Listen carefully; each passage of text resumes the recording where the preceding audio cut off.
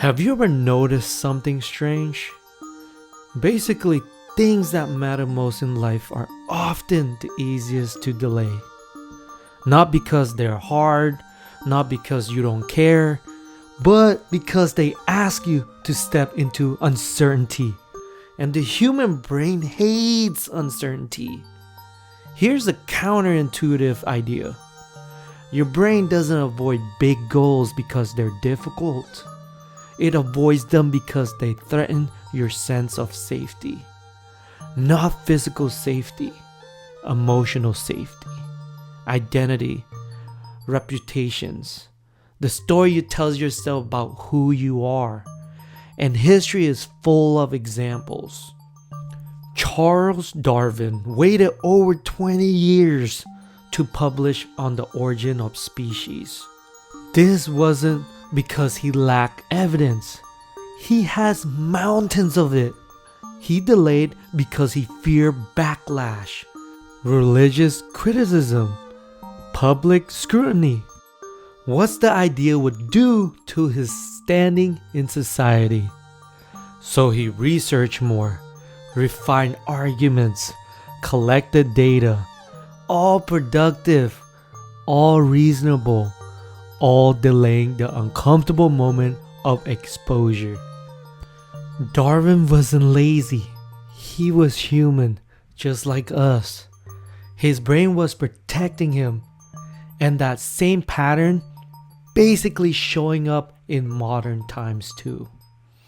If you have similar experience, please don't be scared to smash that like button, because we're not gonna shame you. Matter of fact, we're gonna share you this lovely duck instead. Thank you. Now back into the video. Another example is Sarah Blakely, the founder of Spanx, has said the hardest part wasn't building the company. It was telling people what she was working on. She feared being judged for the idea that sounded silly. Undergarments cut with scissors. So she worked quietly, privately, safely. Because once you say something out loud, it becomes real. And real things can fail. Your brain understands that risk deeply. That's why procrastination often feels logical. Your brain offers relief instead of resistance. I need to be more prepared. This isn't the right time. Let me finish one more thing first. Each excuse lowers anxiety. And that drop in anxiety, that's the reward. Your brain remembers it. That's how avoidance becomes a habit. Look at Stephen King. Early in his career, he threw away the first pages of Carrie. Not once, not twice, repeatedly. His wife had to pull them out of the trash. King later admitted he didn't think the book was good enough. Writing wasn't the hardest part. Facing judgment was. So his brain tried to protect him by stopping him altogether. The longer we avoid something, the heavier it becomes. Not because the task changes, but because meaning accumulates. Expectations grow. Identity attaches. It stops being writing a book and becomes proof that I am who I think I am. Jeff Bezos understood this deeply. Before starting Amazon, he worked at a successful hedge fund. He didn't quit impulsively. He used what he later called a regret minimization framework. He asked himself, will I regret not trying this when I'm 80? Instead of asking himself, will I fail or will I look stupid? Because he knew his brain would always choose safety if fear was the matrix. So he reframed the decision, not around success, but around regret. That shift made the discomfort survivable.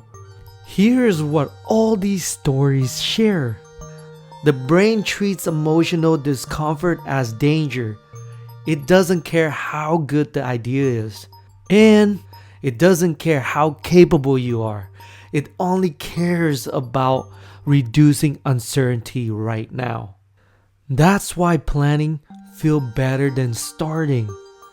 Why research feels safer than action. Why preparation can quietly replace progress. Most people try to solve this with pressure. More discipline, more motivation, more self-criticism. But that usually fails. Because pressure increases threat. And threat strengthens avoidance. Basically, the solution is smaller than people expect. It's not finishing the goal. It's proving to your nervous system that discomfort isn't dangerous. Charles Darwin didn't publish all at once. He shared ideas privately first. Stephen King wrote in small private sessions. No audience, no pressure. Sarah Blakely tested prototypes quietly before going to public.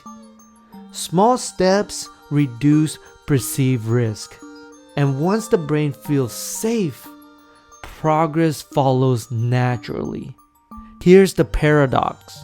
Procrastination fades when safety increases, not when urgency increases. Your brain isn't broken, it's doing what it evolves to do, which ultimately to protect you.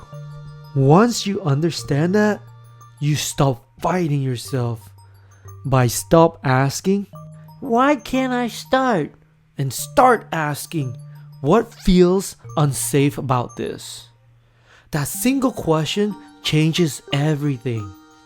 Because once safety is restored, action becomes possible. Not dramatic, not heroic, just steady. And over time, that's what actually moves the world.